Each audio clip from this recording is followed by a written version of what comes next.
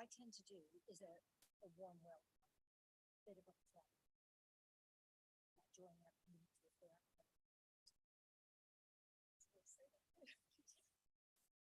So I do. We're good. Something not really silly. No. One missed. One. What do you mean you do a spiel before A little bit, yeah. Hello there. I'm telling you. Yeah. He's not.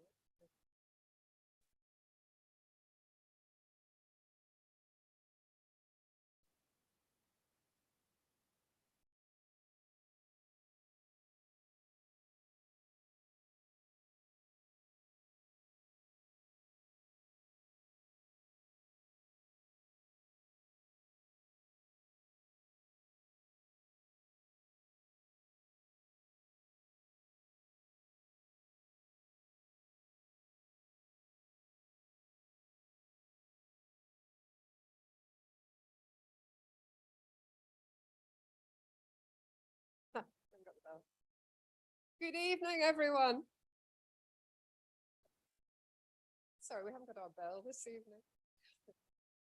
Welcome to the Society of Antiquaries Ordinary Meeting.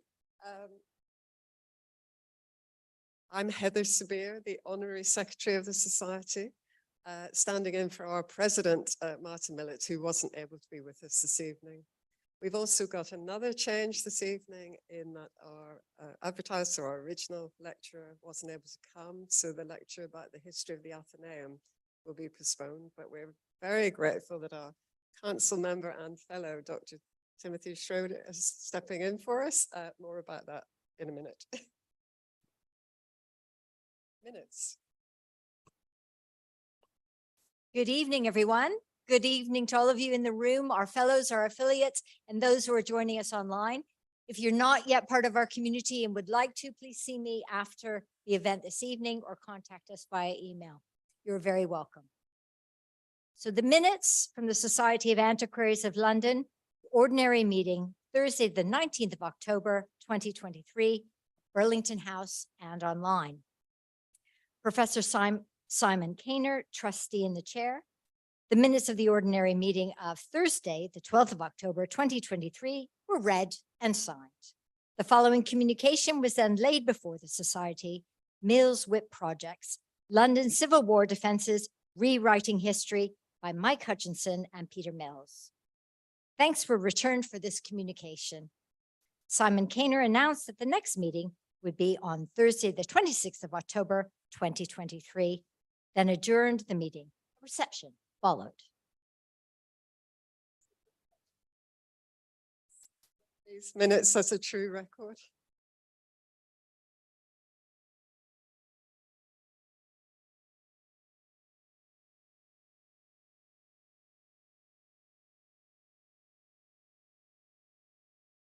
And apologies, I should have said at the beginning, a number of guests duly introduced by fellows beg leave to attend the meeting. Is it your pleasure that I welcome them in your name? Thank you. Belatedly, thank you. Ooh, sorry. Admissions.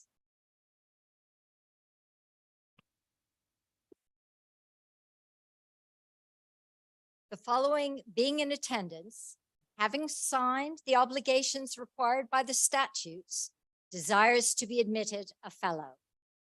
Eric Nunn.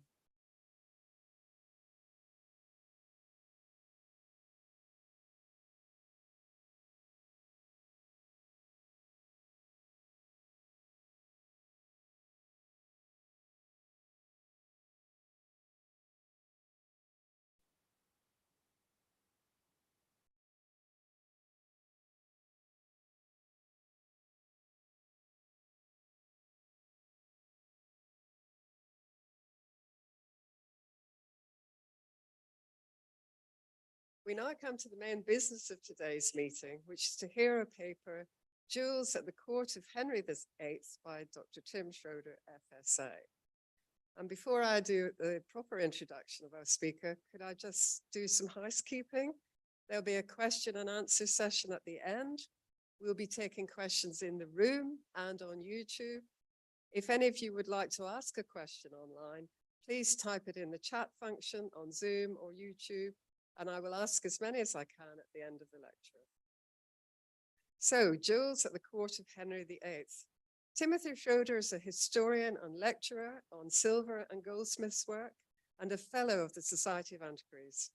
He is currently president of the Silver Society and a former consultant curator at the V&A and a trustee of the Wallace Collection. He has served 2 terms as prime warden of the Goldsmiths Company. Publications include British and Continental Gold and Silver in the Ashmolean Museum, 2009, and A Marvel to Behold, Gold and Silver at the Court of Henry VIII, 2020. Tim, over to you. Thank you very much.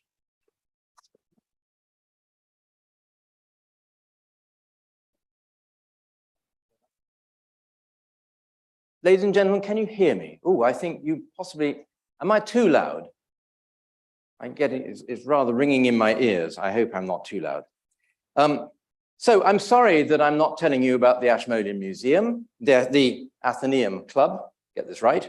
And I also apologize for the fact that I do have to rush to get a train from Paddington at about 6:45. So I will stay as long as I can for questions, but if I come to a particularly difficult one, I may make that my excuse. My interest in Henry VIII's jewels stems from the discoveries that I made while researching my book, A Marvel to Behold, which came out in 2020. My perspective was particularly plate in that book. But the more I got into this world of costly precious metalwork, the more it became clear to me that any attempt to keep plate separate from jewels was bound to fail because they were entirely interwoven. I see that the visual is lagging behind the audio somewhat. And I will be wanting to show my first slide really almost immediately. Ah, there we go. All right, magic. So, as I say, these fields were entirely interwoven. You may, for example, wonder what on earth my title slide has to do with jewelry. This image is taken from the Westminster Tournament Roll and depicts a sumptuous event held to mark the birth of the sadly short-lived Prince Henry, who was born auspiciously on the 1st of January, 1511, and died inauspiciously just 3 weeks later. It depicts what was, to all intents and purposes, a martial contest. It's all masculinity and dynamism, and all about violently unseating your opponent. But think again. Jewelry is everywhere. The audience, of course, is bejeweled, or rather wearing heavy gold chains. The horse is harnessed with a silver-gilt crupper and bells. The courtier, bearing the king's helmet, wears a magnificent gold collar set with gemstones, and the helmet itself is embellished with a jewel-set golden crown and collar. Now, let's widen the view. The king himself wears an even more magnificent collar and hat badge. The foot attendants wear heavy and costly gold chains, and the horse is draped in a sumptuous blue cloth sewn with royal badges of gold. And we know, by the way, that they were gold because we have the bills. In short, the event is about manliness and things martial, but it's also about jewels. Well, this lecture is less about jewels as such than about the part they played in the culture at this most egregious of Renaissance courts. For as I discovered in my trawl through the primary documents of the reign, just as jewels and jewelry were everywhere in the Westminster tournament, so they were everywhere else too. So what I want to do is to explore something of this cultural ubiquity. And I want to do that partly by looking at surviving objects and partly by telling stories. But to give it some sort of structure, I'm going to approach the subject from several different angles. First, I want to ask a fundamental question. What exactly is meant by jewels? Secondly, I want to try to give a sense of the sheer quantities of jewels and precious stones held by the king and ask what they amounted to as a store of value. The third angle will be to look at the light that jewels throw on Henry's character. And then finally, we'll look at some surviving or virtually surviving jewels. These angles may all sound quite distinct, but in practice they tend to merge, and keeping them apart is one of the things that made this lecture quite difficult to put together. But before any of that, a quick glance at the sources I've drawn on. These are as wide as I could make them.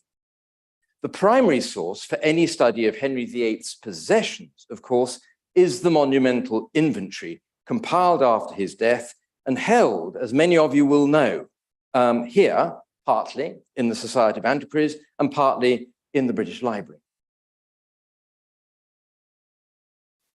Hugely valuable too are the two jewel house inventories from 1521 and 1532. Then there are lots of other lists of jewels, Princess Mary's or Jane Seymour's, for example, and there are the Privy Chamber accounts that survive intermittently from the reigns of Henry VII and Henry VIII. But for court culture in general, and jewels in particular, there is no better way than ploughing solemnly through the entire state papers, including the Spanish and Venetian volumes, the printed calendars of which come to about 10,000 pages. So, to my first question, what was meant by jewels? This is pretty straightforward, but I must ask it. And the answer is implied by that double subject I mentioned a moment ago, jewels and jewelry. For another thing to emerge very clearly from the documents is that the two words are not exactly synonymous. In the rather dry language of the OED, the word jewel, when it first entered the English language, had a wider meaning than precious items of personal adornment, and could refer to, and I quote, any valuable man-made object, a treasure, especially one made of gold, silver, or precious stones. This tablet of gold and sapphires, for example, which was essentially a sort of jeweled icon, is one of the items listed in the 1532 inventory.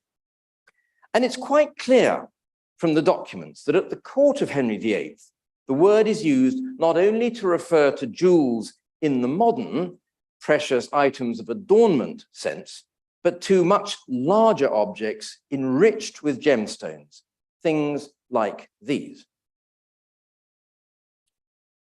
One of the clearest examples of this wider meaning is the account of an extraordinary piece known as the fleur-de-lis, an astonishing object that resided for several decades in the Royal Jewel House at the Tower of London.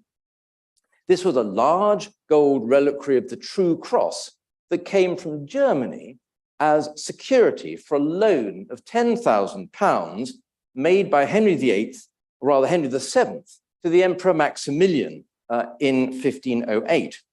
Now, we've no image of it, sadly, but we do have a very full description from which we can say that it was perhaps something not unlike this, a sumptuous cross in the amazing illustrated inventory of the Cardinal of Brandenburg's treasure, which was compiled in 1523. The fleur-de-lis was the heaviest solid gold object in the jewel house at the time. It weighed 211 ounces and was set with 54 diamonds, 73 balances, 53 sapphires, 20 emeralds, and more than 200 pearls. And it was called a jewel. A particularly colourful reference to it was by a French diplomat who wrote to Francis I. Everybody was very interested in what was going on with this object. He wrote to Francis I that we've not yet seen this jewel, but by all accounts, it's so large and heavy that it's a horse load, so to speak. This obviously astonishing object survived by now in the Spanish royal collection until 1734, when sadly it was destroyed in a fire at the Alcazar Palace. So much then for the breadth of the field.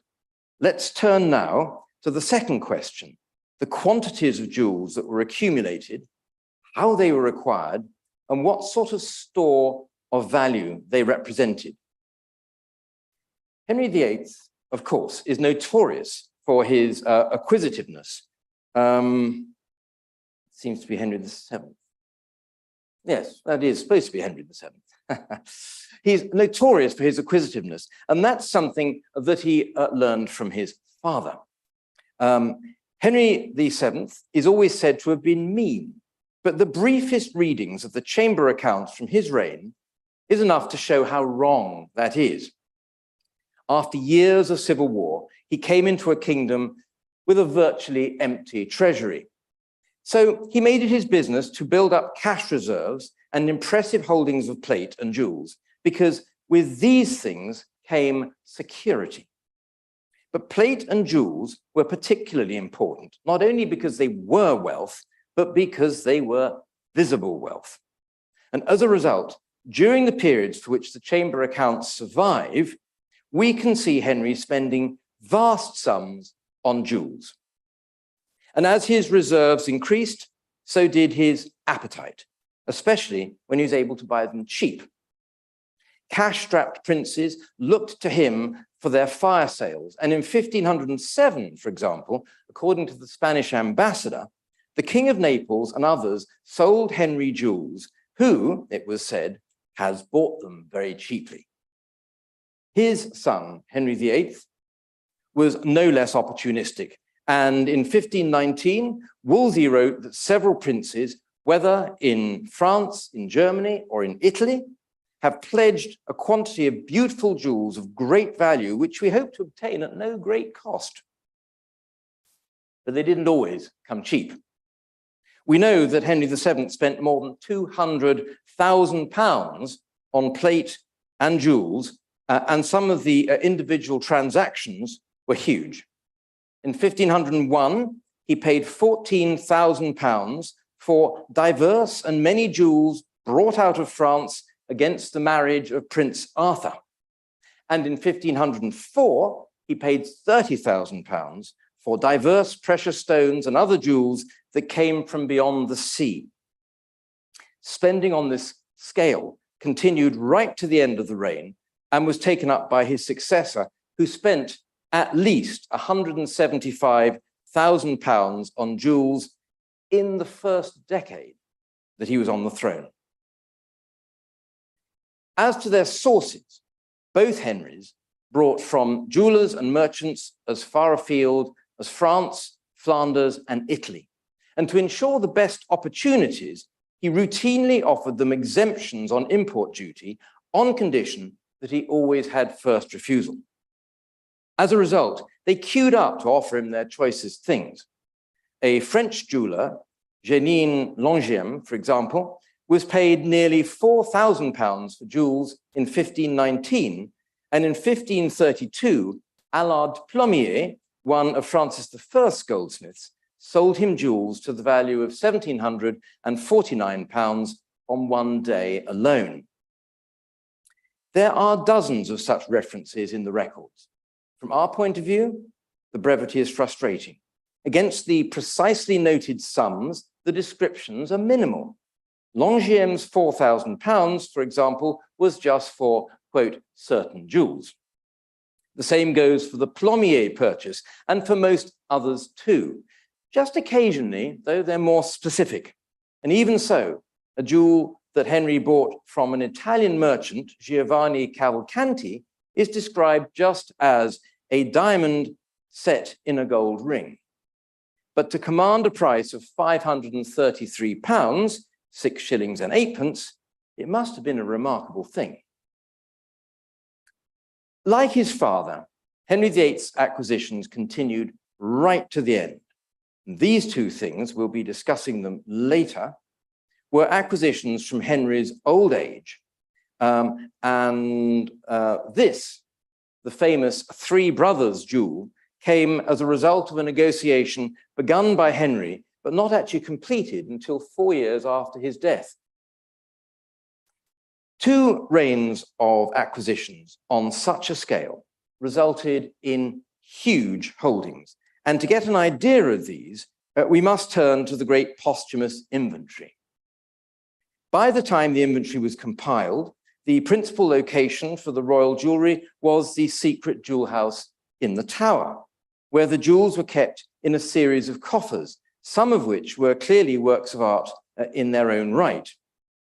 A coffer of mother of pearl garnished with silver and gilt, for example, sits well with this one in the Louvre, while others may have resembled the one depicted in this tapestry at Hampton Court. I must incidentally pay tribute to the Society itself for the great project of seeing through the transcription and publication of the great inventory. It really is the primary source for any account of Henry VIII's possessions, as I've said already. And without this great transcription, which was edited, or the head of the editorial board was David Starkey, without this publication, one would have to resort to coming here or to the British Library to study the manuscripts, and it would have made it a great deal more difficult. Anyway, this part of the inventory, these coffers and so forth, comes to some 1,200 objects, many of which include multiple items, such as 10 clasps, 12 buttons, 24 rubies, a cloth set with 8 brooches, a roll with 9 rings, and so on. One entry reads a little ghoulishly: 130 true loves of gold, every one of them having 4 pearls, taken from the garments of the king that dead is.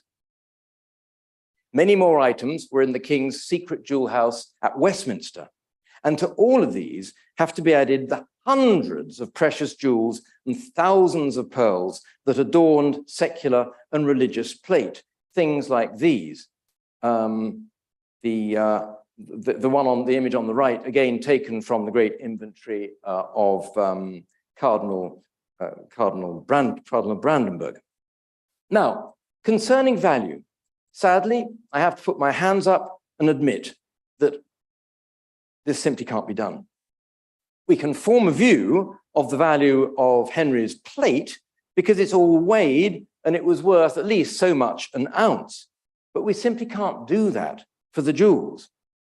But let's just say, if we add what Henry spent on jewels himself to what he inherited from his father and to what he plundered from the monasteries, it must, at a conservative estimate, have come to at least £1 million, which would be a very substantial part of the Crown's portable assets. The third question I want to look at is, I think, the most difficult of all to consider. It's to consider the light that jewels throw on the character and taste of Henry. And that's going to take us on a journey that starts with considering him, innocuously enough, as a typically fashion-conscious Renaissance prince, and ends with what jewels and his dealings with them show of his greed, his obsession, and even his cruelty. The picture that emerges is not pretty. But to address this question, we can't simply start with, to address this question, we can't simply start with Henry himself. We have to think first about the courtly culture of his time, an important guiding principle of which was the so-called doctrine of magnificence. This was set out by Aristotle, no less, in his Nicomachean Ethics, and it was pretty well universally accepted in late medieval and Renaissance Europe. the doctrine stated that the display of wealth and finery was not only something a prince could do, but it was something he should do. I revert for this passage to the image of the young Henry at his most dashing and sportif. Magnificence was about ostentation, but it was also about liberality. And it was, to quote Aristotle, a virtue that has to do with money. And he contrasts magnificence with pettiness. The magnificent man, to quote again, will spend gladly and generously because precise reckoning over the cost is petty. From this, it follows that the magnificent man must also be liberal. Contemporary commentators, like Sir John Fortescue in the late 15th century, focused on valuable materials as the principal purveyors of magnificence, and wrote that it's necessary that the king has such treasure that he may buy himself rich stones, cloth, belts, and other jewels and ornaments as befits his royal majesty. Both of these aspects, liberality and splendor, were warmly embraced by Henry VIII, especially early on. At a trivial level, he took carefree delight in spectators making off with some of the gold spangles that fell from the clothes of the courtiers at the 1511 tournament. Rather more meaningful was the way in which he spontaneously presented the French ambassador with his sumptuous robe in 1518. And if that was anything approaching the magnificence of the one on the screen, that was a pretty magnificent cast-off. But when princes came face to face, the demands of liberality were more serious. When, for example, Henry and Francis I met at the Field of Cloth of Gold, the key part of the proceedings was the exchange of gifts. But some of these were more spontaneous than others. And when Francis unexpectedly dropped in one morning on Henry, the latter felt obliged to mark the occasion appropriately.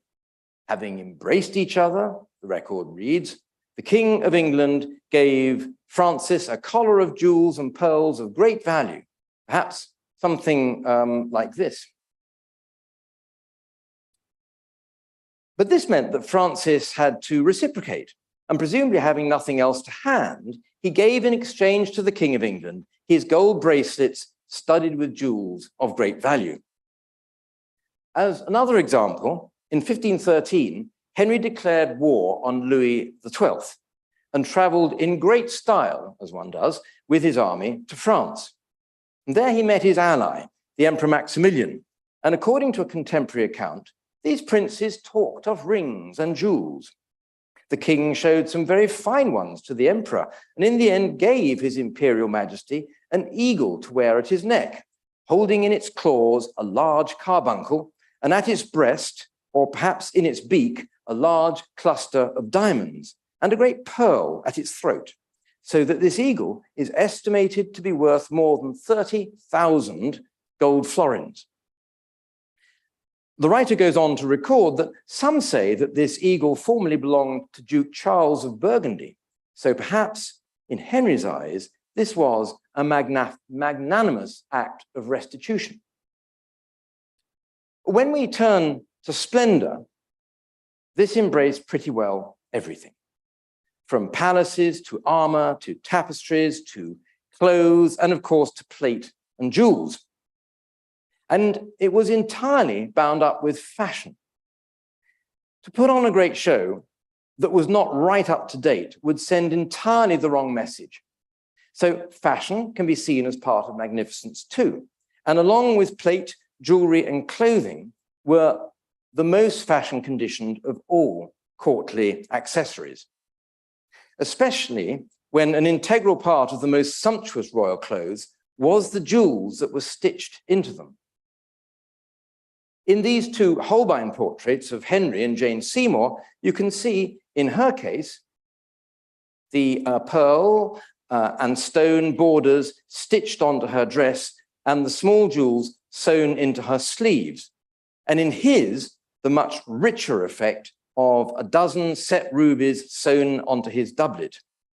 These, as much as the clothes themselves, were in a constant state of flux, being unstitched from one costume and transferred to another, all of which required a constant and detailed audit trail between the jewel house or privy chamber and the great wardrobe where the royal embroiderers worked, such as in 1530, when John Parker, yeoman of the robes, acknowledged receipt of 14 great ballaces in gold to be set upon the leaves of a gown of crimson velvet. But this was not an issue peculiar to bejeweled clothing. The same was true for stones across the board. They had to work hard, and while a few of the treasures listed in the jewel house inventories were apparently kept because of the dynastic associations, most were regularly recycled or reset. 2 or 3 examples of this constantly revolving door might give a sense of the fluidity of the royal jewels. First, for Henry's second meeting with Francis I in October 1532, he was determined to be fashionable and radiantly magnificent. And as part of that effect, he had a singularly splendid collar made that a French commentator described as having 14 rubies, of which the least was as large as an egg, and 14 diamonds not so big. Between these stones were 2 rows of great pearls, and hanging from them a carbuncle as big as a goose's egg. Perhaps even this very one, depicted in the Walker Art Gallery portrait, although without its goose egg carbuncle. The author put its value at more than 400,000 crowns. Where did Henry source such magnificent stones? Well, in August of that year, 1532, he instructed Thomas Cromwell, master of the jewels, to transfer a quantity of jewels and gold plate from the jewel house to the royal goldsmith, Cornelis Hayes. These were to be, and I quote, to be broken, transposed, changed, set, and new made for the meeting, according to such devices as we, that's to say the king, as we have devised. The list comprised some 40 items weighing nearly 1,150 ounces and included gold collars and substantial pieces of gold plate richly set with stones. To give you an idea of how much was involved here, the carefully itemized list includes 1 great borderic of gold, wherein be 8 great ballaces and 36 great pearls, and our rich collar of gold, wherein is set 16 ballaces and 16 great diamonds of sundry fashions. There were other collars and brooches. There was a corporous case of gold, wherein be set 6 sapphires, 2 ballaces, and 10 pearls, weighing 169 ounces. Here is the entry in the 1532 inventory. And there was a great cup of gold. Again, I'm quoting from the description, a great cup of gold with a cover, wherein are set also 6 ballaces, 31 diamonds, 251 pearls, weighing 270 ounces. These were obviously great treasures, but clearly Henry was concerned that they wouldn't pack a big enough punch or that they would look old-fashioned. Given the huge number of gemstones that Henry had at his disposal, one might wonder why such cannibalism was necessary. And the point here is that while all stones were an asset, large, great stones were always at a premium and had to be deployed where they would make maximum impact. The famous fleur-de-lis that we talked about earlier did not, of course, belong to Henry and was only in his keeping as security for a loan. But just as you would expect the bank to use the money you've put on deposit, so the fact that it did not actually belong to Henry didn't prevent him in 1515 from borrowing many of its stones on a temporary basis. The extent of that borrowing is clear from a note attached to the 1521 jewel house inventory, listing all the stones that had been taken out of it. This led to much wrangling when it came to the return of the jewel in 1530, and the imperial ambassador, Eustace Chapuis, complained to the Duke of Norfolk, who assured him that all the stones had been replaced with finer and larger ones. Besides, Norfolk added, between the king and the emperor, a matter of 300 or 400 ducats, more or less, is not worthy of consideration. But the very fact that he even mentioned it suggested that Chapuis had a point. Such borrowing extended even, what you might be surprised to learn, to the regalia, and indeed to the state crown. Here it is, largely unchanged from Henry's time, in Myton's portrait of Charles I. Indeed, one of the clearest evidences that the crown was not actually customarily worn during Henry VIII's reign, even on so-called crown days, is that the jewel house inventories record that certain stones have been taken out of it. The 1521 inventory is annotated to the effect that several of the stones had been removed and were, quote, with the king, redeployed on some other piece, one assumes. And the 1532 inventory again notes that several collets were without stones. Hard to imagine that the king would have borrowed stones from the crown if he was regularly wearing it. So much then for the role of jewels in projecting princely magnificence. In Henry's case, stockpiling went far beyond the needs of state and amounted to what can only be seen as obsession and addiction. He was, of course, not alone in being an acquisitive prince, but Henry was a particularly acute case, and especially towards the end of the reign, its pursuit bordered on recklessness. To be fair, the process was not entirely one-sided. Jewels were his drug, and the dealers on the street were onto him. Henry's desire to acquire more and yet more was matched by the merchant's desire to sell, and the chamber accounts from the 1530s are full of entries for large four-figure sums to foreign jewelers and merchants. In 1532, for example, during Henry's visit to Calais, the Paris and Antwerp jewelers queued up to offer him their choicest things, and they were not disappointed.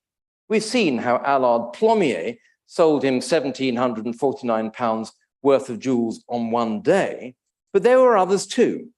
We don't know exactly what the Plomier purchases included, but in addition to adornment, jewels may well have been things like this.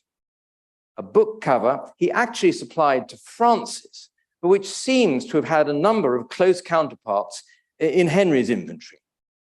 Another purchase, if not a gift from Francis at the meeting, may have been the Goldsmiths Company's clock sold, attributed to another French royal goldsmith, Pierre Mangot.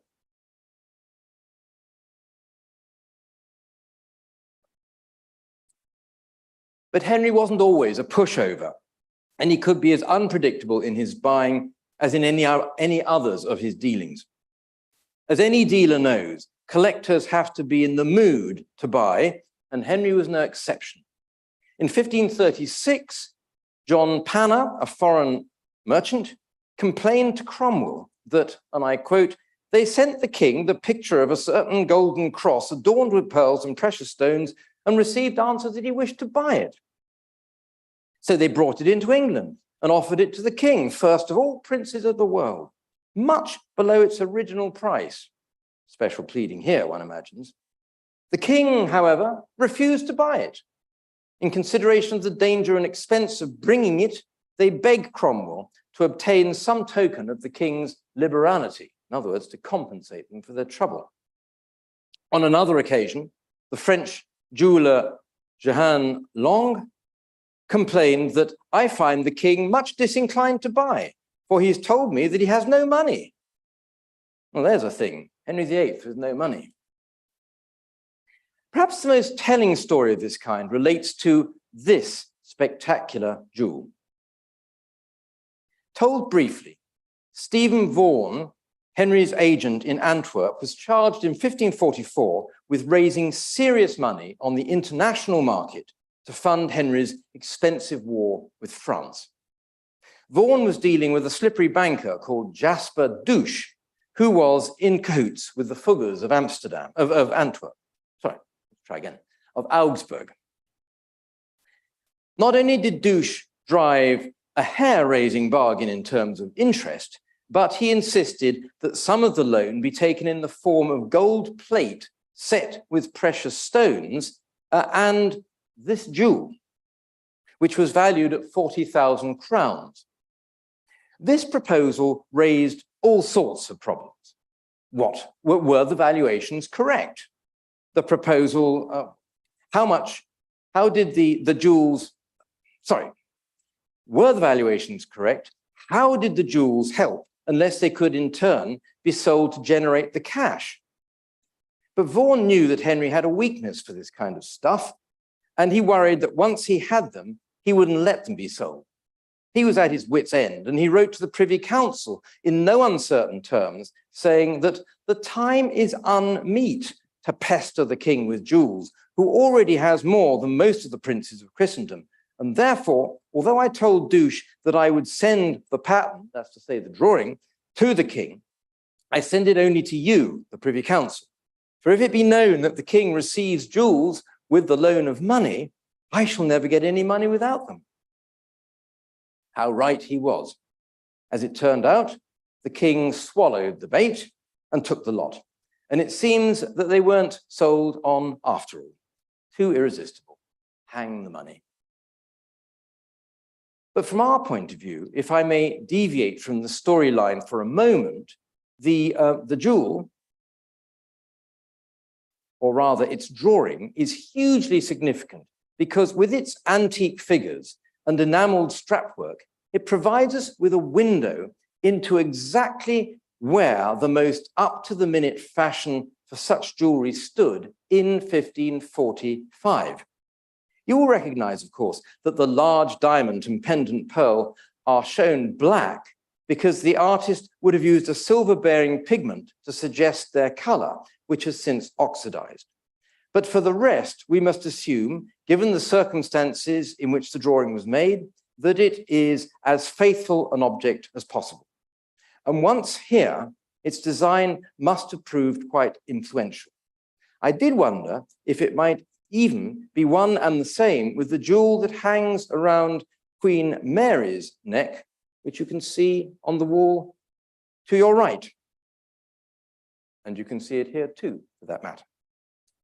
But I don't think it can be.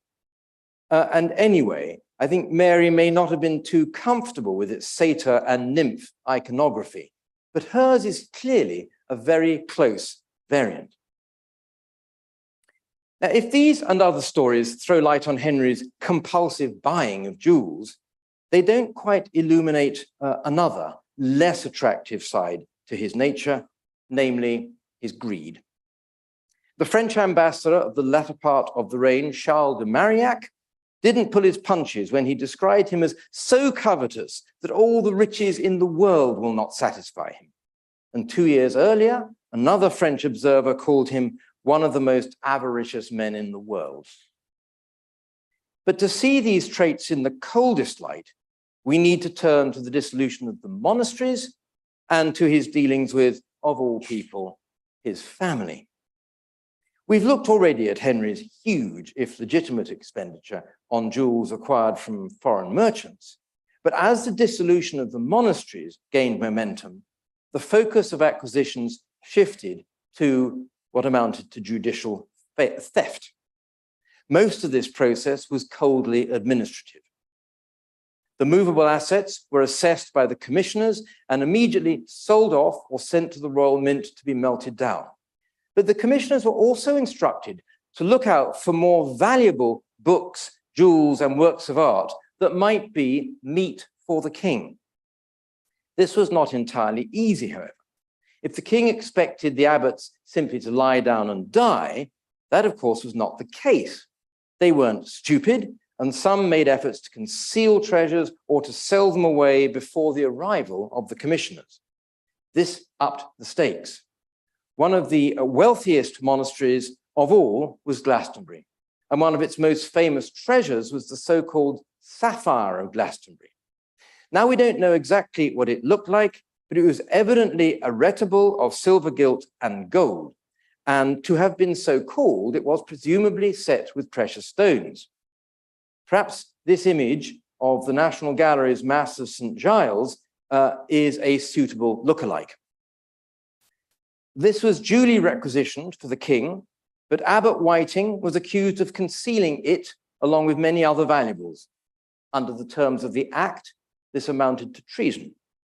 And in one of the more gruesome incidents of the dissolution, he was hanged, drawn, and quartered on the top of Glastonbury Tor. The greatest prize of the dissolution was, of course, the shrine of St. Thomas Becket in Canterbury.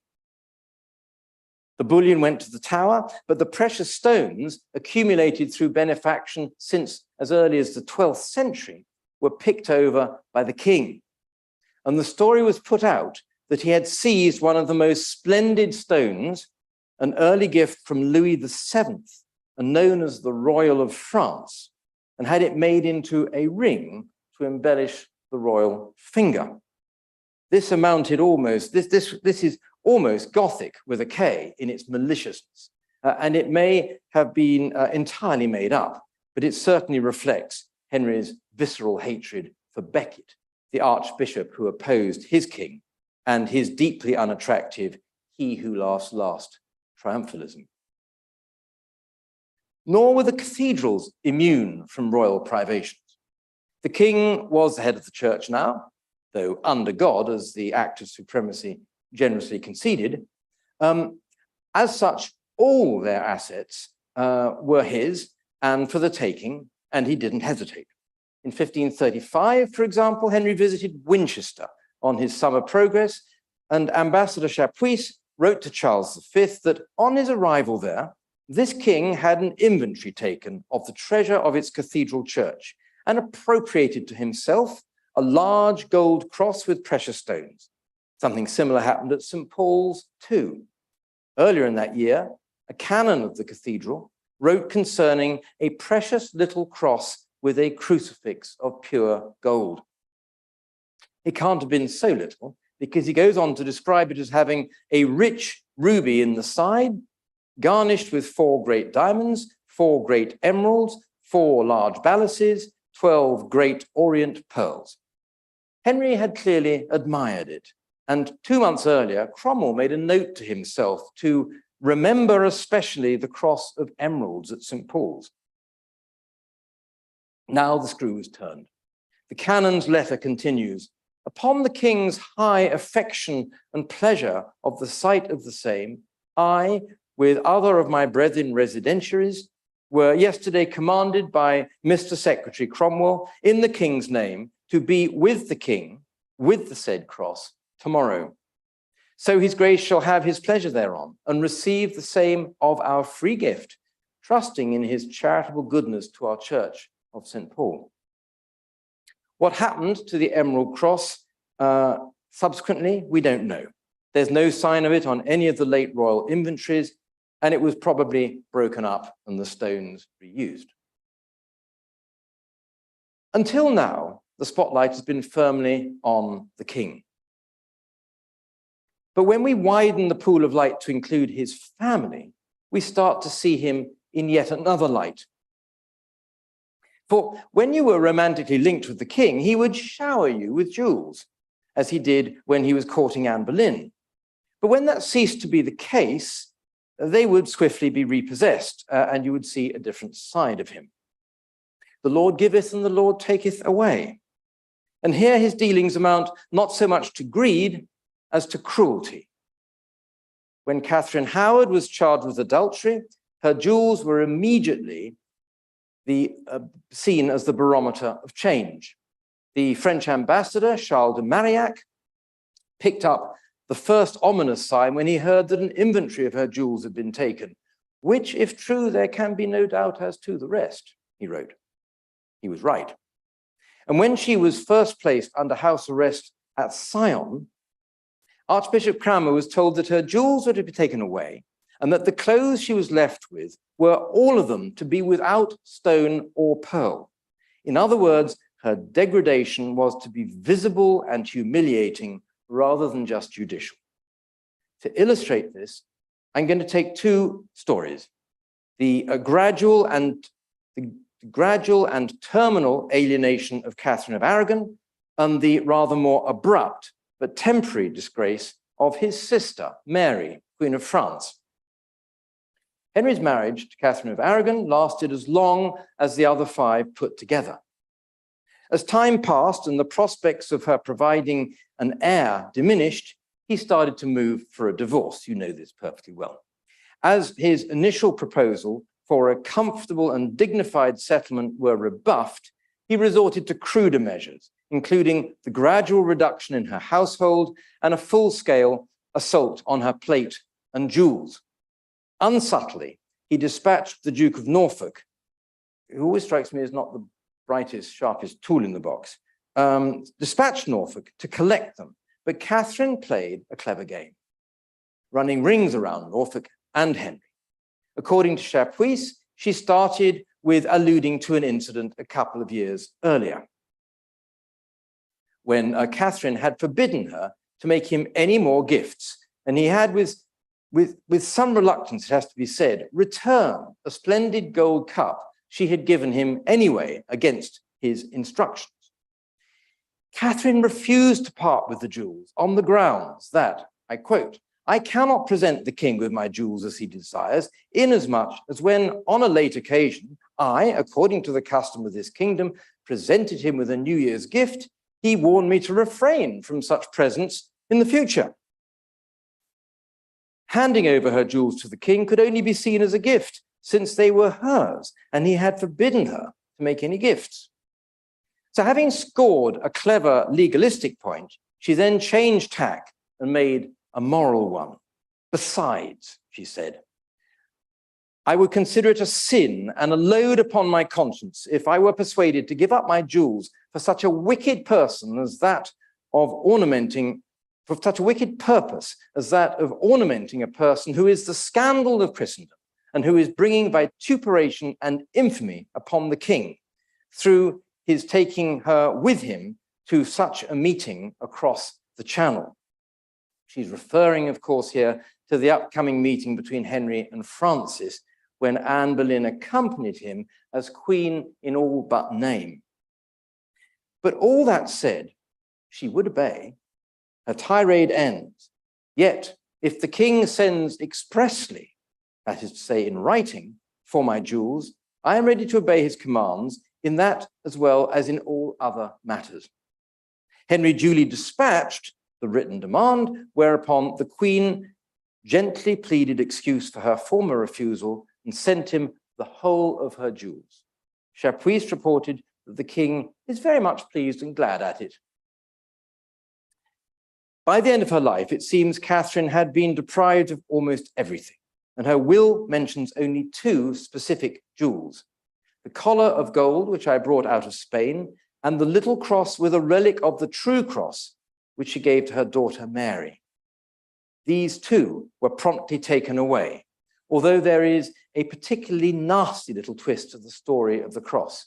Again, our source is Chapuis, who wrote that Cromwell, finding that the cross was not so rich as he thought, and had only the relic to which these men attached no importance, he sent it back to her. In other words, it was worthless, so she could have it. As to the second of these stories, Mary, Henry's younger sister, was married off to the aging Louis XII of France in 1514. She was dispatched with a massive dowry and was in turn swamped with jewels by her doting husband.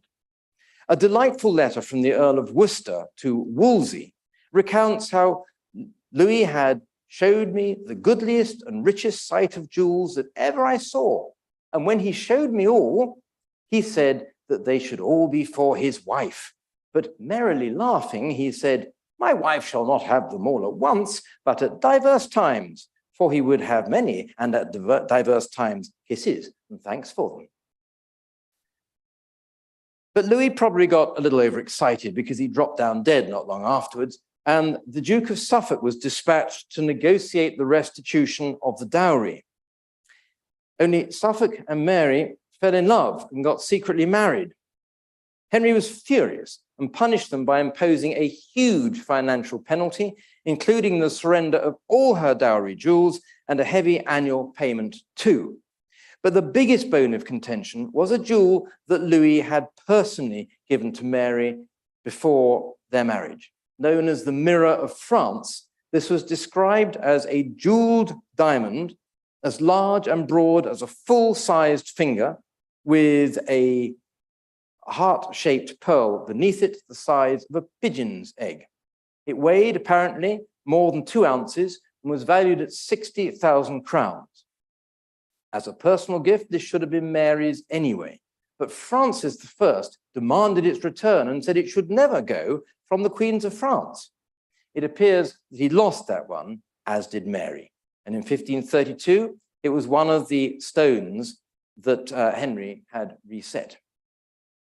So we come to the fourth of my angles, surviving or virtually surviving jewels. By surviving, I mean, of course, just that, things like these. But I also mean things at one remove, like designs and representations of objects in paintings. Henry, as we've seen, accumulated huge quantities of this material, yet almost nothing survives. This is particularly true of jewelry in the modern, more restricted sense, where I believe we can say that not a single piece survives that can with certainty be identified as Henry's. And yet, through the survival of secondary evidence, the depiction of jewels in portraits, especially Holbein's, and the survival of designs, Holbein again, through the exceptional visual record like the Antwerp jewel, we have a rather better appearance of its, a better sense of its appearance than we do, in fact, of royal plate. But we're not without some evidence for jewels in the wider sense too, not least in the form of the brilliant drawings for jewel plate by Holbein. And I'd like to look at 2 of these briefly now. The first is very famous, the jeweled gold cup made in 1536 to mark Henry's marriage to Jane Seymour.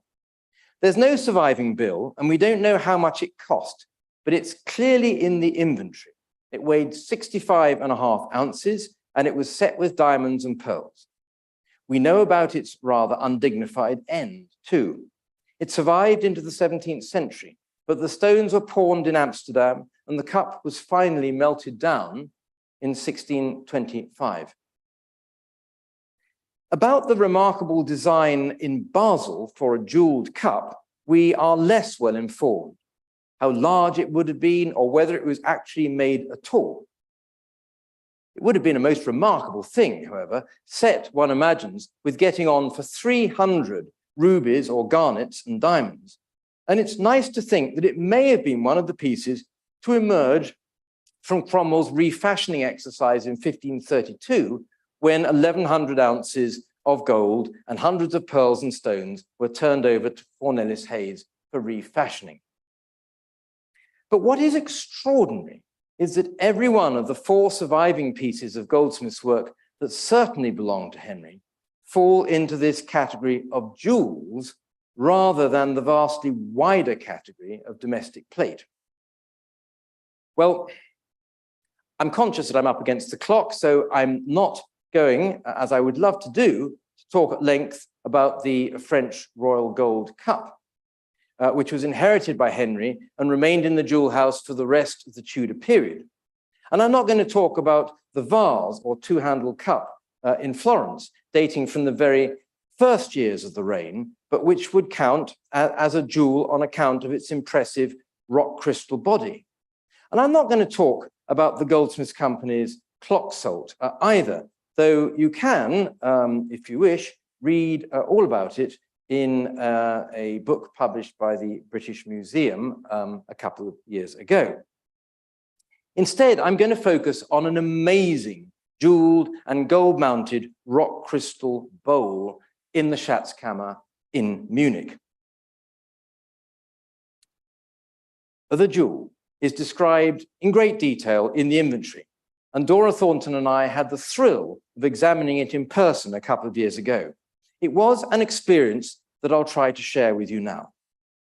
Like the clock salt, but even more so, it's an object of almost unbelievable virtuosity, refinement, and preciousness.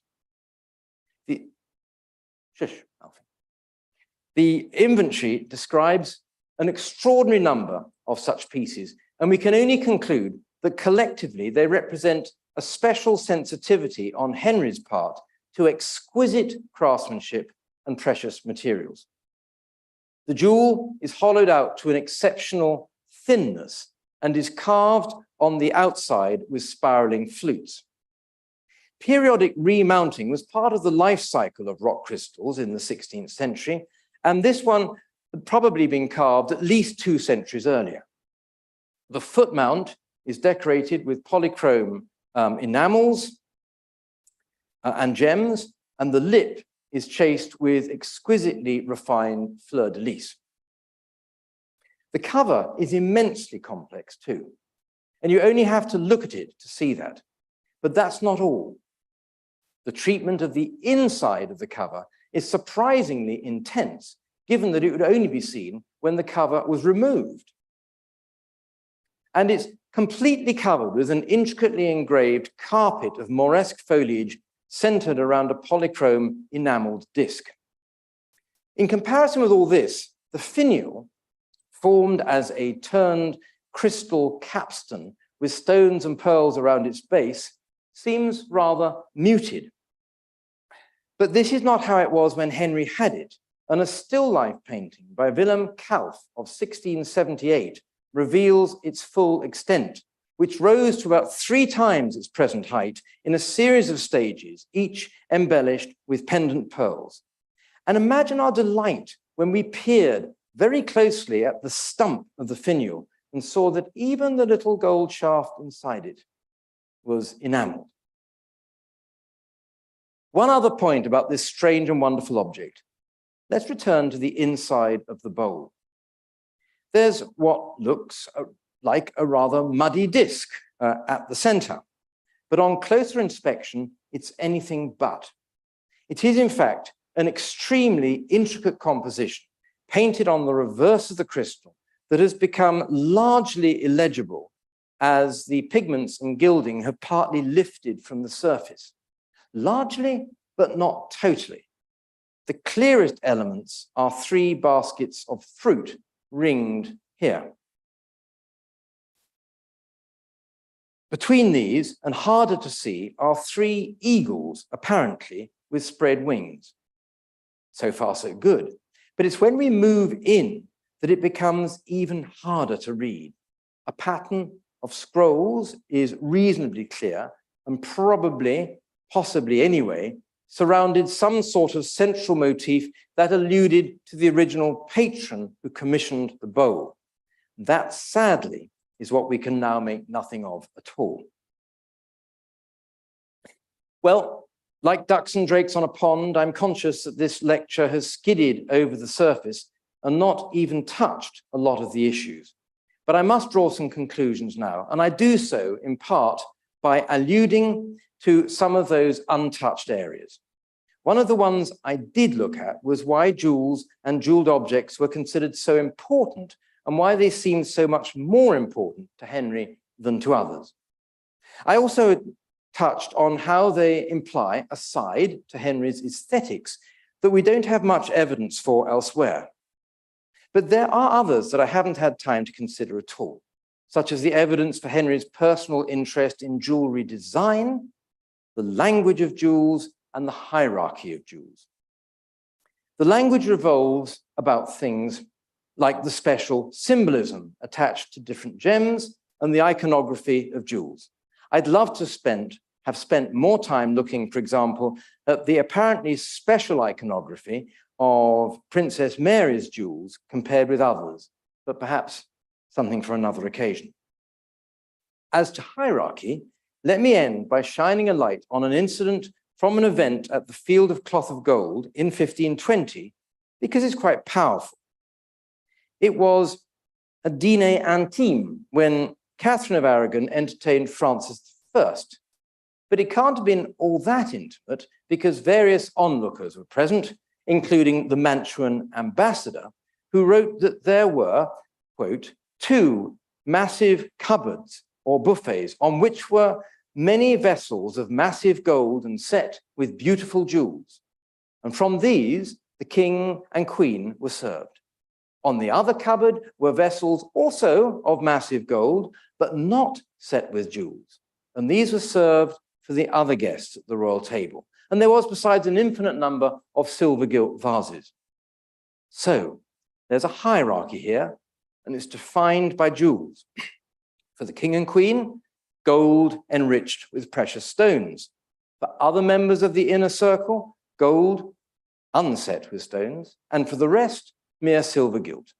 Jewels played a similar defining role in other contexts too, in royal church plate and in the king's clothes and in his singularly magnificent collars. It was, of course, ever thus, but the heightened fashion for male jewelry in the mid-16th century made it even more so. Thank you.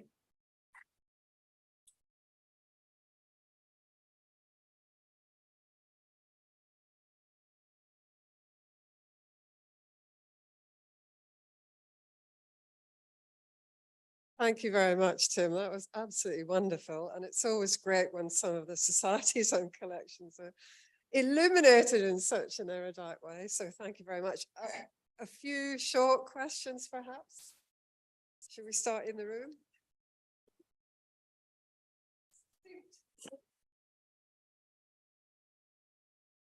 Yes, at the front. Hello, not directly related to this, but would there have been an inventory in, say, after Queen Elizabeth passed away? Is there an inventory? Is there a handover or? No, inventories were not made at the death of the sovereign. They were made when a new master of the jewel house was appointed, because it was, in a sense, the receipt for what he was receiving. And he would, inventory would be taken, he would check that it was all there, he'd sign off on it, and then he took responsibility for it. And if, when he left office, something was missing, that was down to him. So that's why those inventories were compiled. The only inventory we have from Queen Elizabeth's reign was one made in 1574, and it was again occasioned by a change of boss in the Master of the Jewels. Thank you.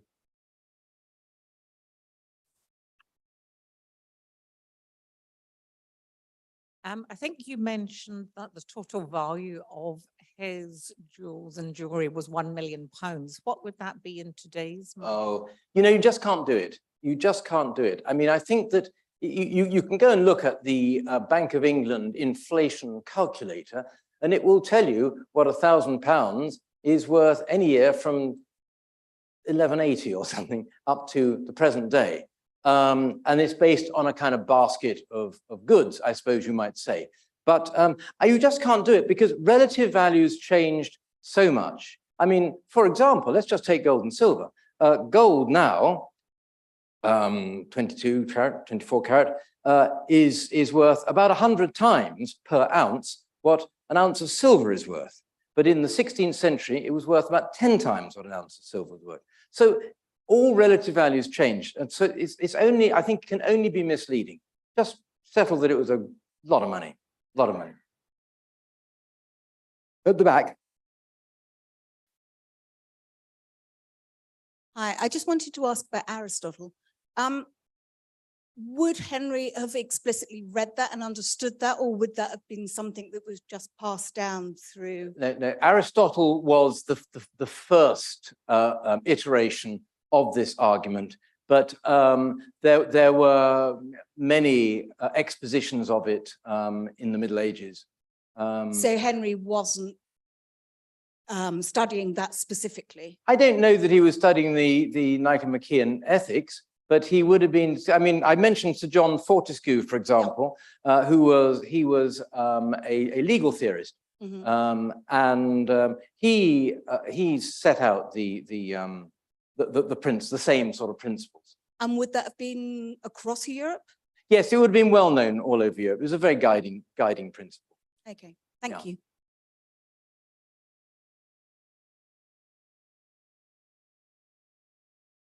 Hi, I'm guest George Cunningham. Very nice to be here. On the field of the cloth of gold in 1520, who was more magnificent, the Henry VIII or Francis I? Thank you. You know, these things were, everybody wanted the event to be a success. And therefore, everything was very, very carefully worked out and choreographed before the event. And it was very important that, that both appeared to be equal. And they could control that in the set piece events. What they couldn't control was when Francis suddenly gets it into his head to burst in on Henry one morning. Nobody had planned this. And so then it became necessary to mark the occasion with a gift, but they just had to give what came to hand. And what I didn't mention is that Henry gave this great collar, and so Francis said, oh, well, you better have these bracelets. But he then went away and he was worried that that was not equivalent. And so he sent an additional gift later in the day. Were jewels sewn permanently onto royal gowns, or were they attached with attachable pins or clips or something else so they could be removed when washing? The question was were these clipped on and were they easy to take off? Is that right? Yes, like a made-up bow tie. Well, I think they were sewn on. They were sewn on, so that required, concerted labor. Jewels would sometimes be attached to objects, not clothes, but to a piece of plate, for example, with a kind of split pin, essentially. So you make a hole, you pass the set jewels through the hole, and then you would bend the clips to either side. And we do know that from some surviving objects. But for clothes, I didn't think that would work so well, so they had to be sewn on. Can I just add on field of cloth of gold, who was more magnificent? Well, I've tried to say that steps were taken to make sure that everybody was equal. But I think that Henry found himself at a slight disadvantage because Francis I's plate appeared more up to date than Henry's. So that's what he was determined to put right next time when they met in 1532 by having all this brand new stuff made.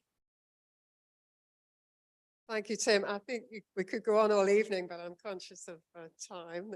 Yeah, I got a couple minutes. All right, well, maybe one more, sorry. Yes.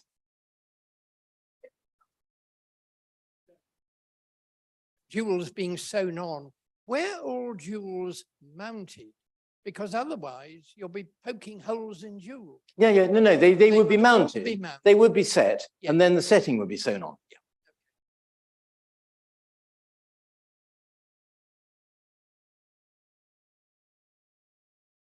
Did Henry actually buy these jewels with his own money, or did the state buy them? Well, l'état, c'est moi. I think that was a pretty fine distinction. The treasury, the assets of the treasury were his.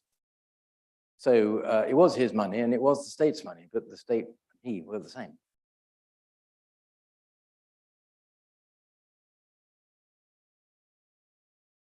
Thank you again, Tim, for a wonderful lecture. Shall we thank him again in the normal way?